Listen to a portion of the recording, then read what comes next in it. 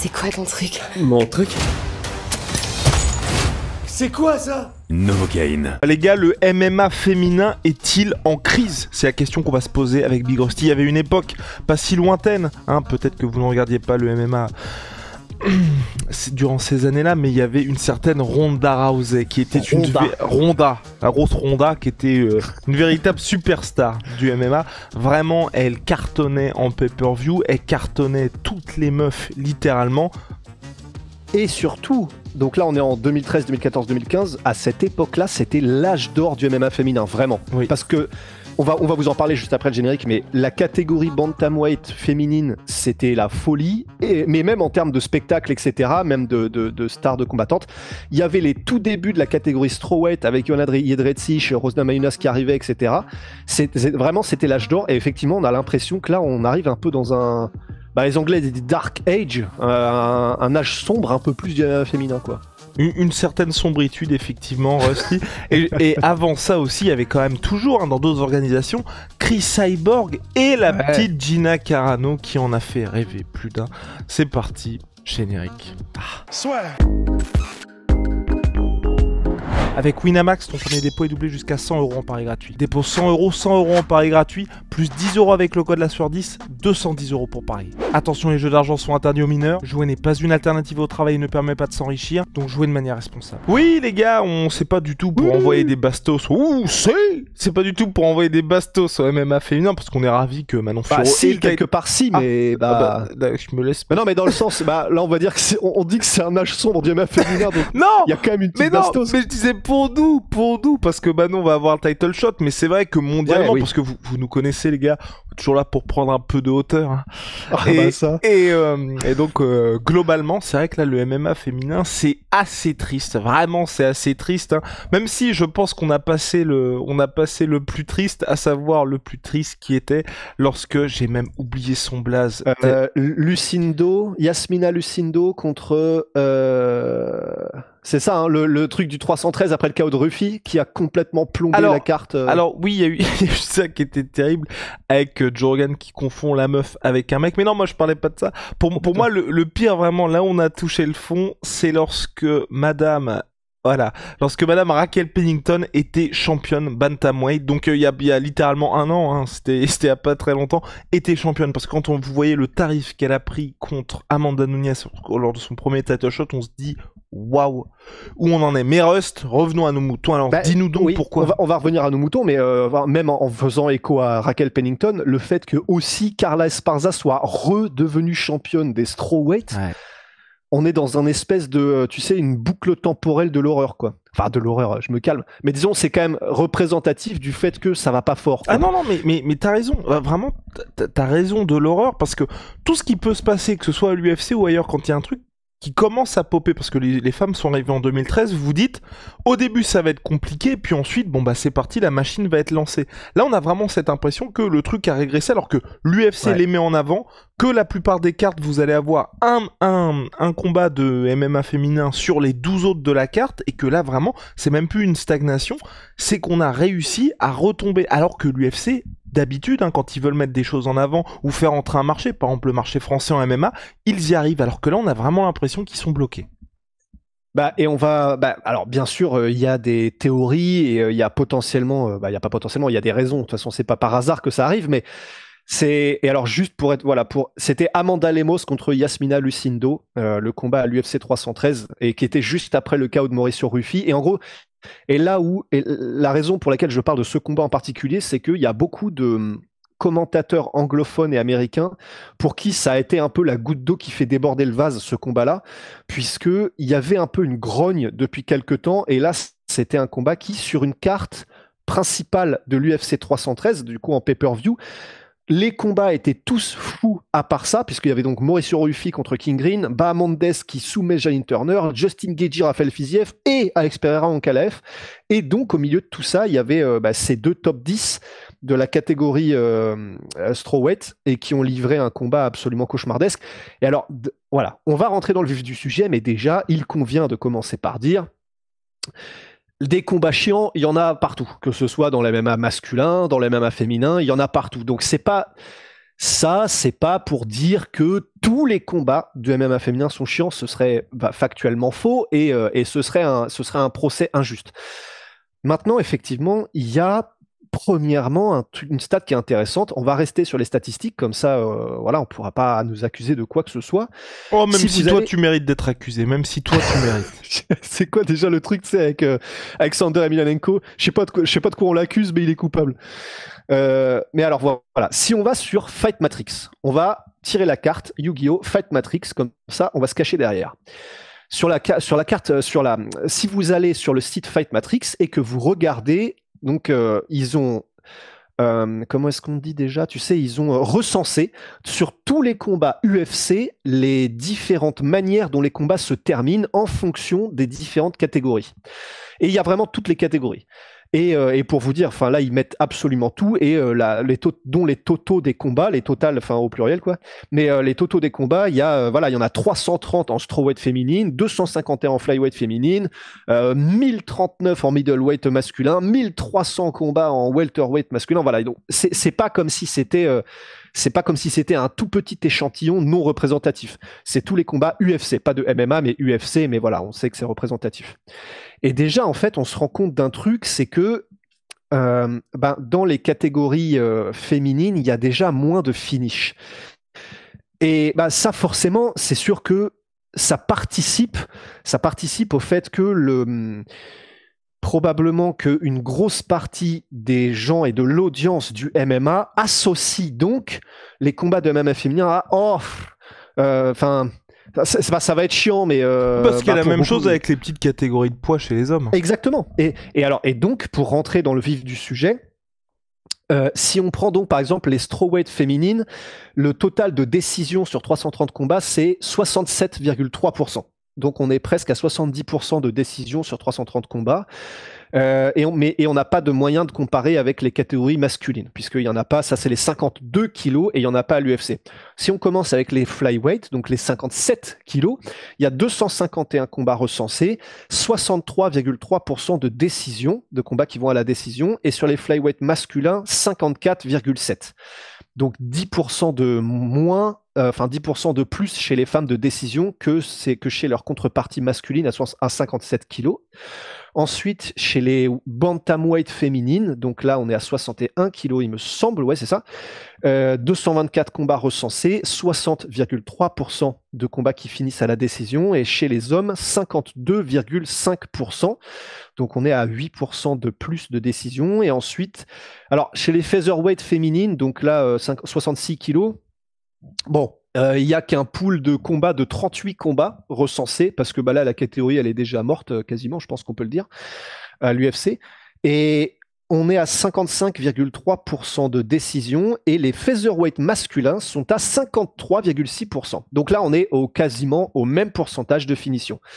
Donc sur les catégories sur lesquelles on peut comparer, c'est quand même, à part la catégorie featherweight, c'est quand même assez important la différence, effectivement, parce qu'on parle de 10% dans un cas de différence et de 8% dans l'autre. Donc, je pense que ça participe au fait que les gens associent ça. Et puis, je pense aussi qu'il y a, enfin voilà, on va pas se cacher, il y a aussi le fait que, si on veut être tout à fait honnête, il y a dans les catégories féminines, le top de la catégorie, c'est le très très haut niveau et c'est ultra stylé et c'est tout aussi intéressant de regarder que chez les mecs. Enfin là, tu vois, je pense à Joanna Jędrzejczyk, je pense à Shevchenko aussi, je pense à Rosna Mayunas, Manon Fiorot qui arrive et qui éclate toutes les meufs. Weili Zhang, je suis un ouf moi, Weili Zhang. Et c'est... Là, tu te dis que techniquement c'est le plus haut niveau. Enfin, quand tu regardes des Joanna Jędrzejczyk combattre, des Weili Zhang, c'est trop beau. Enfin, vraiment, c'est trop beau. Et là, c'est des combats où, quand ils sont sur une carte, du coup, elle est à la retraite, Joanna Jędrzejczyk, mais je suis hypé. Weili Zhang sur une carte, ça va être spectaculaire, ça va être magnifique, ça va être le haut niveau du MMA total, ça va être stylé. C'est vrai que déjà Yasmina Lucindo, par exemple, pour vous dire là le fameux combat de la Discord à l'UFC 313 contre j'ai déjà oublié, contre Amanda Lemos. Je crois que c'était la numéro 5 strawweight contre la numéro 8 UFC ranking. Attendez, je m'en assure. Poids paille. Lucindo, bah là, elle a perdu une carte, elle a perdu une place, mais Yasmina Lucindo était donc visiblement 7e et Amanda Lemos est donc 5e. On est dans le top 5, le top 10 pardon, de l'UFC, et au-delà du fait que le combat était un peu complètement chiant, on n'a pas vu le même combat, mais vas-y, poursuis. c'est pas du haut niveau, enfin c'est pas le niveau de MMA qu'on voit à l'UFC en tout cas de manière générale, et c'est vrai que elle prend beaucoup de taquets, Juliana Peña, sur sa boxe et le fait qu'elle envoie des coups les yeux fermés et un peu n'importe comment, mais c'est réel, et c'est vrai que ça fait un peu tâche quoi de se dire que la fille qui était championne UFC, bah grosso modo t'as un peu une bagarre de bar quand tu regardes le combat. Pour Peña, tu veux dire? Peña, ouais. Ah ouais. Alors, en striking, en tout cas, je sais que c'est dur. Pour Peña, je suis d'accord, mais c'est un peu ce côté Dricus Duplessis. Ouais, ça me dérange pas trop parce que tu sais pas trop où est la limite. Moi, vraiment, le Lemos contre la petite Lucindo, moi, ça m'a vénère. Mais vraiment, ça m'a vénère parce que ça fait partie des combats où tu sais que ni l'une ni l'autre ne sera championne et tu te demandes vraiment qu'est-ce que le combat fout ici. Parce que t'as aucune histoire, tu peux rien en faire, et avant même de voir le combat, tu sais que le truc est déjà mort. Parce que ça va te mettre un coup, et vraiment, à part se dire, et c'est ce qui était le cas, parce que tout le monde s'est barré, que ce soit la pause pipi pour tout le monde, ou alors je vais me prendre une bière, ou ce que vous voulez, ça ne sert à rien. Et c'est pour ça que moi je trouve que c'est insupportable. Encore, tu vois, Juliana Peña, t'as ce côté, bon bah, voilà, c'est peut-être pas, ce n'est pas une esthète, mais au moins, vous vous dites, c'est le plus haut niveau, ou une des filles qui représente le plus haut niveau. Un peu comme en son temps, il y avait Jessica Andrade, tu vois. Ouais. Bah, et on va y revenir vite fait aussi, hein. Enfin vite fait ou pas d'ailleurs, on fait ce qu'on veut finalement. Mais sur cet âge d'or du MMA féminin, parce que honnêtement, vraiment, je sais qu'en 2013, 2014, 2015, je me souviens m'être dit, putain, quand c'est des meufs qui combattent, par contre, elles y vont et... Oh, enfin, je suis un ouf, j'allais dire c'est des chiens de la casse, je suis un malade moi. Mais par contre, enfin, tu vois ce que je veux dire dans le sens, je me souviens qu'à cette période-là, mais non, mais dans le sens, à cette période-là, tu savais que quand il y avait des combats d'MMA féminins, ça allait être spectaculaire, elles allaient se donner, ça allait être hargneux, ça allait être vraiment du vrai combat disputé où elles viennent vraiment pour se la donner, tu vois. Ouais. Et je sais qu'à l'époque, c'était vraiment... Ça me choquait pas du tout autant que c'est pas que ça me choque, mais que maintenant on a un peu cette impression de régression ou quoi. C'est que à l'époque vraiment, moi j'étais, enfin, quand t'avais, je les ai notés, mais t'avais une période où t'avais Kat Zingano, Ronda Rousey, Misha Tate, Amanda Nunes, Holly Holm qui mettait des KO à l'appel en plus à l'époque, Juliana Peña qui à cette époque-là, 2013, 2014, 2015, mettait quasiment que des finishes aussi. Ça, c'était que dans la même KT, et c'était la folie. C'est chaque combat, tu savais que ça allait être trop stylé.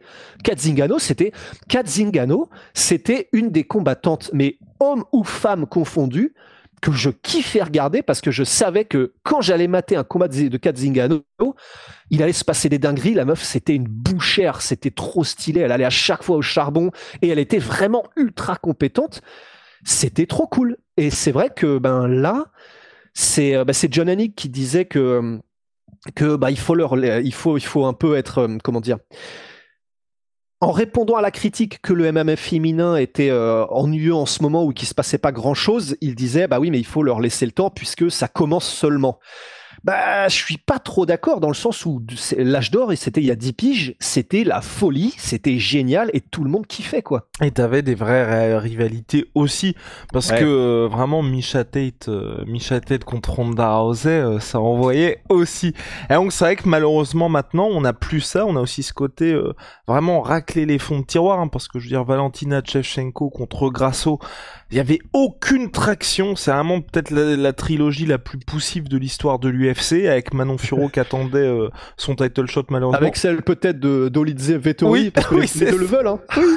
même Vettori, j'ai adoré, franchement c'est la trilogie la moins hypante de l'histoire, mais au point où on en est, faisons-la. Donc c'est beaucoup apprécié Vettori pour le coup. Tellement Vettori, mais ouais, mais là on en est vraiment là où il peine aussi à faire sortir de nouveaux contenders et puis surtout à être dans une situation où même les gars qui ne sont pas, enfin les fans de MMA qui ne sont pas passionnés par ça vont regarder parce que l'époque Ronda Rousey, que ce soit Ronda Rousey Holm, Ronda Rousey Tate, Ronda Rousey contre Kat Zingano, les gens regardaient et même le combat contre au Strike Force, donc contre Chris Cyborg et Zingano, pardon, oui.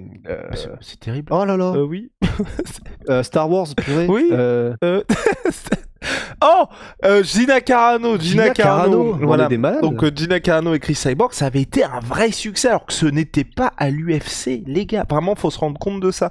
Et c'est vrai qu'aujourd'hui, on a vraiment le sentiment que l'UFC, ils ont besoin d'un combat pour le titre, ils vont mettre ce combat de MMA féminin et même vous, je pense, à moins que vous ayez des incointances, on va dire culturelles avec les combattantes, c'est pas vraiment ce combat que vous allez regarder. Et donc on est dans cette situation-là où il n'y a pas vraiment de progrès et le départ d'Amanda Nunes, qui c'est vrai que sur ses derniers combats, c'était vraiment Nunes contre une combattante et le combat contre Peña avait fait que de par la défaite, il y avait quelque chose qui s'était créé entre les deux. Le reste, c'était quand même un peu compliqué. Et depuis le départ de la brésilienne, c'est vrai j'ai vraiment l'impression qu'il y a une page qui s'est tournée et qu'aujourd'hui, on peine vraiment à voir une nouvelle star et Valentina Shevchenko qui aurait pu dû parce que l'UFC l'a poussée vraiment, elle est salement rentrée dans le rang également. Et en plus, ce qui est un peu cruel, mais c'est que, et ça c'est une vidéo que j'ai vue de Ronin MMA anglophone et qui disait un truc super intéressant. Il répondait lui-même au truc de Jananik qui disait bah oui mais c'est parce que c'est encore à l'état embryonnaire le MMA féminin, il faut leur laisser le temps de se développer. Et en gros il disait bah en réalité si on est plutôt froid dans l'équation, justement, c'est-à-dire que si on part du principe que pour faire parler du MMA féminin, il faut que ce soit un peu plus spectaculaire, un peu plus intéressant, bah, c'est au contraire normalement quand le sport est dans un état embryonnaire que tu as le plus de finish, que tu as le plus, puisque justement le sport ne s'est pas encore, le niveau ne s'est pas élevé au point où tout le monde est ultra chaud et donc forcément tu as un peu moins de finish et que comment dire et que c'est la raison pour laquelle au début de l'UFC, tu avais quasiment que des finishes. Bah, à partir du moment où ça a été, disons, où tu avais des limites de temps, etc., parce que les premiers UFC, tu n'avais même pas de limite de temps, etc., mais quand l'UFC était l'UFC de l'ère moderne, tu avais plus de finishes aussi, puisqu'il y avait des disparités de niveau, puisque le MMA s'était pas professionnalisé autant qu'il ne l'est aujourd'hui. Et donc, ce qui, en plus, peut un peu faire flipper, c'est de se dire que, ben, justement, si il y avait bien un moment où il fallait qu'il y ait de plus en plus, le plus de finish possible, c'était lorsque le MMA féminin était dans son état embryonnaire. On pourrait faire l'argument que c'était 2013, 2014, 2015, et ça a été le cas, et parce que c'était ultra spectaculaire, c'était ultra kiffant, comme on l'a dit. Et donc au contraire de ce que dit John Anik, là, plus on va avancer, et moins justement il y aura de finish, et donc, c'est pas qu'on a du souci à se faire, mais potentiellement si. Et après, Et après, on pourra parler peut-être aussi de l'aspect démographique et au-delà de biologique aussi, mais dans le sens où c'est vrai que moins de femmes font aussi du MMA de manière générale et s'y intéressent. Et donc, c'est qui de la poule ou de l'œuf, mais on peut vous le dire, hein, on est à 97% de couillus qui nous regardent, donc on le sait bien aussi. Mais pardon, avant de commencer sur tout ça, peut-être, je crois que tu avais quelque chose à interjecter. C'était aussi le côté, là, c'est pas de la faute de l'UFC malheureusement, c'est vrai que quand ils ont signé des grands espoirs qui devaient tout péter, pour l'instant, ça ne s'est pas matérialisé en superstar, ou en tout cas, il y a eu des gros stops. On pense évidemment à Mackenzie Dern, qui elle, je pense que si elle avait réussi, on n'aurait peut-être pas cette discussion. Casey O'Neill du côté de l'Australie, on avait aussi même Erin Blankfield aussi, quand elle est arrivée, tu vois, on pensait vraiment que ça allait être quelque chose de complètement fou, et dans une moindre mesure, parce qu'elle a quand même été championne, mais c'est vrai que je pense que Rose Namajunas, personne ne pensait qu'elle allait être là où elle en est aujourd'hui quand elle devient championne et qu'elle bat Johanna Jedrzejczyk, parce qu'il se passait vraiment quelque chose avec elle, et je pense que c'est là aussi où l'UFC n'a pas de la chance, hein, parce que faut aussi gagner ses combats, mais les 3-4 filles qui auraient pu prendre la suite, malheureusement, elles n'ont pas su capitaliser là-dessus. Et même Grasso, je veux dire, Grasso, il y a un moment, ils ont quand même mis tout pour se dire, voilà, le MMA mexicain, vous allez avoir une nouvelle icône meuf. Malheureusement, elle a perdu contre Valentina Shevchenko. Aujourd'hui, elle rentre dans le rang également. Ouais, et c'est vrai que c'est ça qui est pas facile, c'est que on parlait tout à l'heure du fait que Carla Esparza était redevenue championne dans la catégorie strawweight et Pennington était devenue championne aussi donc chez les bantams. Et c'est vrai que ça c'est pas bon signe non plus parce que c'est vrai que quand tu as un peu l'impression d'être en circuit fermé et que ce sont les mêmes personnes qui 5 ans après être devenues championnes le redeviennent, c'est quand même pas bon signe dans le sens où c'est pas comme ça que c'est censé se passer. Chez les hommes, je ne sais pas si on l'a vu ça, quelqu'un qui 5 ans plus tard redevient champion dans une KT. Quand ils redeviennent champions, c'est ou peut-être Randy Couture à l'époque, mais à l'époque quoi. Et donc effectivement, et puis ouais, pardon. Non, vas-y, je veux dire pour le dernier point que tu voulais aborder. Bah voilà, et puis pour le dernier point, en fait, c'est aussi le fait que donc il y a déjà premièrement, c'est sûr, le fait que comme voilà, c'est pas qu'il semble, il y a beaucoup moins d'intérêt pour les femmes à regarder du MMA. Enfin, c'est pas qu'il n'y a pas moins d'intérêt à la regarder, il faut que je fasse attention à mes mots, mais les femmes sont moins intéressées par le MMA et regardent moins de MMA et pratiquent moins de MMA et de sport de combat en général. Et ça, inévitablement, en fin de chaîne, ça fait que donc tu as moins de personnes qui le pratiquent et donc tu as moins de compétition. Et que, voilà, c'est pour ça que, par exemple, chez les hommes, disons, la catégorie des lightweight, bantamweight, featherweight, il y a un beaucoup plus haut niveau que dans les plus grosses catégories qui sont light heavyweight, heavyweight, etc. C'est parce qu'il y a démographiquement, comme c'est là où il y a le plus de personnes sur la planète, à peu près à ces tailles et ces poids-là, tu as une compétition qui est monstrueuse, la plus grosse de la planète dans ces catégories. Et donc, c'est pour ça que tu as le niveau le plus élevé. Aussi avec le fait que c'est là où tu as les plus gros ratios de puissance de frappe, vitesse, etc. Donc c'est tout en même temps. Et c'est vrai que donc pour les femmes, c'est là où c'est délicat, mais c'est que et c'est là où c'est là où John Anik, son argumentaire a aussi un certain poids, mais c'est le fait que vu que il y a aussi peu d'intérêt chez les femmes pour les sports de combat et le MMA en général, c'est entre guillemets c'est compliqué de te dire que tu vas avoir une grosse progression en termes de niveau si le nombre et le prorata de femmes qui le pratiquent et en font reste aussi faible. Et c'est là où c'est pas de la faute. Enfin, tu vois, les femmes qui le pratiquent, c'est pas de leur faute. Elles veulent juste aller au plus haut niveau mondial. Elles sont passionnées des MMA, elles en font.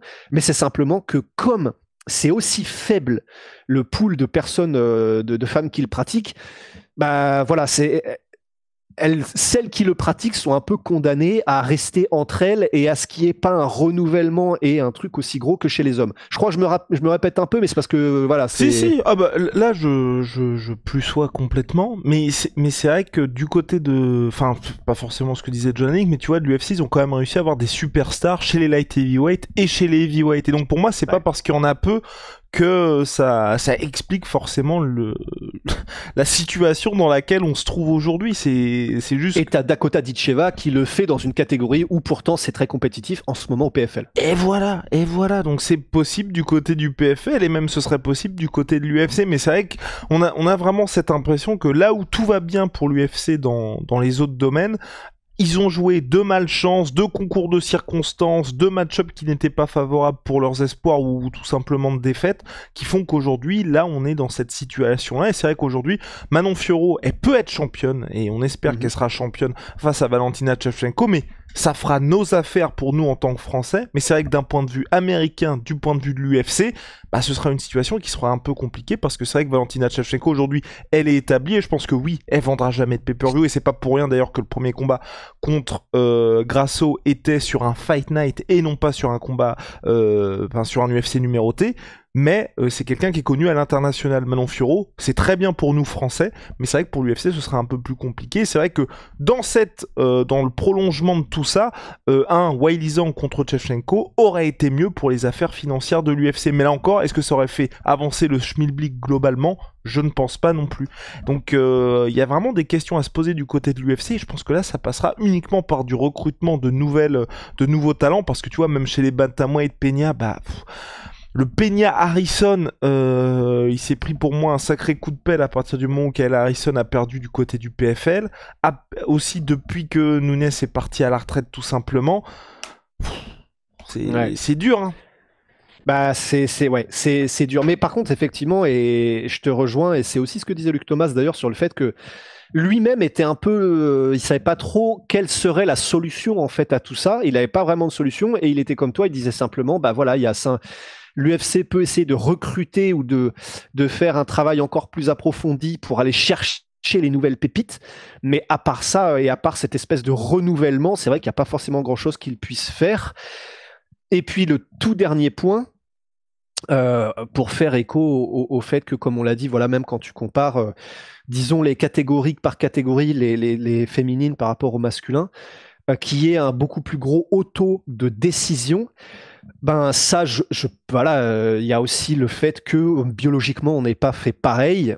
Et que le fait qu'il y ait des différences enfin, dans le squelette, des différences dans la densité osseuse, dans la densité musculaire, etc., bah voilà, je pense que ça se reflète aussi sur le fait que donc il y a un peu moins de chaos et qu'il y a un petit peu moins de spectacle. Je pense qu'il y a un rapport. Enfin, tu vois, je suis pas un génie, hein, mais je pense qu'il y a un rapport aussi. Et puis ça, c'est un truc aussi que disait Ronin MMA qui était assez intéressant. En gros, il disait de toute façon, c'est sûr qu'il y a des combats ultra chiants chez les hommes aussi. Ça, il n'y a pas de problème. Bien évidemment, un des plus connus, c'était le fameux Francis Ngannou contre Derrick Lewis, parce qu'il y avait une telle attente. Mais il disait un truc qui était intéressant aussi, c'est qu'il disait, mais il y a même quand même une différence entre un combat chiant chez les mecs et chez les filles. C'est que chez les mecs, quand tu le regardes en direct, tu as quand même si c'est chiant et qu'il se passe rien, c'est de la merde, c'est chiant, oui, mais tu as dans un coin de ta tête le fait qu'à n'importe quel moment, ça peut exploser et qu'il peut se passer une dinguerie, ce qui, chez les femmes, du coup, tu n'as pas cette même sensation puisque, bah voilà, comme on l'a dit, de toute façon, ça frappe forcément un petit peu moins fort et t'as pas les mêmes physiquement on n'est pas fait pareil et donc t'as même pas ce même cette même je sais pas comment cette sensation que t'as potentiellement, tu vois, bah là je vais prendre des poids lourds donc ce serait injuste, mais j'allais dire chez un Marc Dos Santos où au final, si tu regardes le nombre de coups envoyés, il n'y en a pas tellement, mais tu es tellement dans une espèce de retenir ta respiration parce qu'il peut se passer une dinguerie à n'importe quel moment que voilà, tu vois le combat un peu différemment. Là, c'est peut-être un peu injuste comme critique, mais je trouve qu'elle est suffisamment intéressante en tout cas pour être mentionnée, parce qu'elle est peut-être pas complètement dénuée de sens. Hmm, hmm. Et ce qui serait intéressant de voir aussi pour la suite du côté de l'UFC, hors nouveau recrutement, moi je pense que ça passera aussi par une fille qui écrase tout le monde sur son passage. À l'époque où il y avait Nunes, il y avait pas, enfin, ce qui a fait qu'elle est devenue une star, même si c'était pas une star en termes de pay-per-view, mais en tout cas les gens savaient ce qui se passait quand elle combattait, c'est qu'il y avait justement ces fameuses finalisations, que ce soit soumission ou KO / TKO. Et je pense qu'à mon avis ça fera que, parce que quand il y avait Ronda Rousey, elle soumettait les meufs, hein, c'était pas des KO qu'elle mettait, sauf que tu venais entre guillemets voir une exécution, et c'est ce qui faisait qu'elle est devenue une star. Et je pense qu'aujourd'hui, comme bah, toutes les meufs, mine de rien, même Weili Zhang, si c'est spectaculaire, ça se termine très souvent par décision, t'as ça aussi qui ne joue pas en leur faveur, comme tu l'avais expliqué. Ben voilà. Mais par exemple, ça va être intéressant donc, parce que là vraiment, à part Dakota Ditcheva, des potentiels superstars du MMA féminin qui sont sur la pente ascendante, là tout de suite j'en vois pas, parce que Dakota Ditcheva vraiment elle est sur un run, c'est monstrueux, et elle vient de battre Larissa Pacheco, non pardon, elle vient de battre la personne Tayla Santos, pardon. Oui. Ouais, qui avait fait quand même trembler Shevchenko à l'époque. Et ça, et encore heureux, parce qu'il y a un monde où, enfin, tu vois, si on était au Bellator, parce que le Bellator, ils sont connus pour être poisseux sur ces trucs-là, enfin, feu Bellator, mais il y a un monde où Dakota Ditcheva perd contre Tayla Santos, et là, c'est terrible, tu vois. Mais elle a gagné. Et elle a gagné avec la manière. C'est pas typiquement Dakota Ditcheva, je surkiffe regarder ses combats. Qu'est-ce que c'est beau, parce que c'est du MMA au plus haut niveau mondial. Et Dakota Ditcheva, je suis curieux de voir jusqu'où elle va. Vous inquiétez même pas que l'UFC l'a dans son radar et qu'ils la veulent, ça c'est une certitude. Et quand ils l'auront, je suis très curieux de voir ce qu'elle va donner, puisque vraiment, en plus elle est anglaise. Elle est en plus elle est jolie. Enfin voilà, c'est comme les mecs comme chez les meufs. Hein. C'est pas parce que c'est une fille, mais vous avez ce petit bonus quand vous êtes agréable à regarder, que ce soit chez les hommes comme chez les femmes, qui fait que vous devenez plus facilement une star. Ça c'est comme ça, voilà, c'est comme ça. Et donc je suis très curieux de voir ce que ça va donner. Je vais pas non plus, on va pas abuser en disant c'est le dernier espoir, c'est pas vrai, mais il y a moyen qu'elle apporte vraiment quelque chose. À court terme, oui, parce que sinon on aurait pu Ouais. avoir éventuellement Kayla Harrison, mais je pense vraiment le combat contre Kathleen Vieira a mis un petit coup dans potentiel espoir de elle, c'est le futur, mais pourtant, hein, médaillée olympique en judo, elle arrive UFC 300 et elle arrive à soumettre Olium, qui est elle-même ancienne championne, il y avait pas mal de potentiel. Elle aura certes le title shot contre Peña, mais ça dépendra beaucoup de comment ça se passe ce title shot, et j'espère pour l'UFC que ce sera une grosse guerre et ou qu'il y ait un gros finish de la part de Madame Harrison. Même si bon, elle est quand même assez âgée, je sais pas quel âge elle a aujourd'hui, elle a 34 piges, 30, bon, ça peut quand même le faire. Et puis surtout, elle peut combattre dans plusieurs catégories. Ouais. Bon. À suivre, Hostie. On se retrouve très vite. MyProtein, moins 30% sur tout MySweetPea avec le code La Sueur, moins 30% minimum. Et puis holy moly, révolution dans les boissons énergisantes, thé glacé, boissons de réhydratation, milkshake, code La Sueur 5 pour votre première commande, moins 5 euros. Si vous avez déjà commandé chez eux, code La Sueur 10, moins 10%. Bye.